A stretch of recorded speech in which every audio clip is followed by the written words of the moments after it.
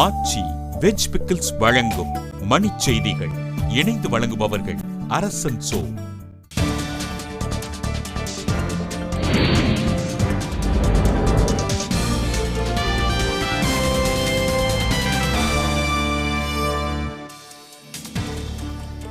மகாராஷ்டிராவில் தேசிய நெடுஞ்சாலை சுங்கச்சாவடியை அடித்து நொறுக்கி தீ வைத்து கொளுத்தி பொதுமக்கள் ஆவேசம். தமிழக அறிவியலாளர்களுக்கு பத்ம விருது வழங்க நடவடிக்கை எடுக்குமாறு அரசுக்கு மருத்துவர் ராமதாஸ் கோரிக்கை. பெங்களூரைச் சேர்ந்த 3 பெண்கள் மாமல்லபுரம் கடலில் குளித்தபோது அலையில் சிக்கி உயிரிழப்பு. நாடாளுமன்ற தேர்தலில் போட்டியிட விரும்புவோர் வரும் 20ஆம் தேதி முதல் விண்ணப்பிக்கலாம் என திமுக அறிவிப்பு. மத்திய பிரதேசத்தில் நலத்திட்டங்கள் குறித்து முதலமைச்சர் சிவராஜ் சிங் சௌஹான் கடும் குளிரிலும் ஆய்வு.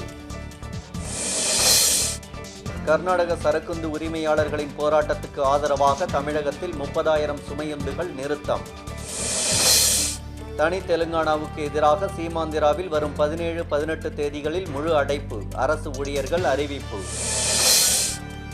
சென்னை கோயம்பேடு சந்தையில் முருங்கைக்காய் கிலோ 300 ரூபாய் வரை விற்கப்படுவதால் பொதுமக்கள் அதிர்ச்சி. தானியங்கி பணம் வழங்கும் எந்திரத்தை பயன்படுத்த கட்டணம் வசூலிக்க ஸ்டேட் வங்கி தலைவர் ஆதரவு. கண்டலேறு அணையிலிருந்து திறந்துவிடப்பட்ட தண்ணீர் தமிழக எல்லையை வந்தடைந்ததாக தகவல். ஆச்சி வெஜ் பிக்கிள்ஸ் வழங்கிய மணிச் செய்திகள்.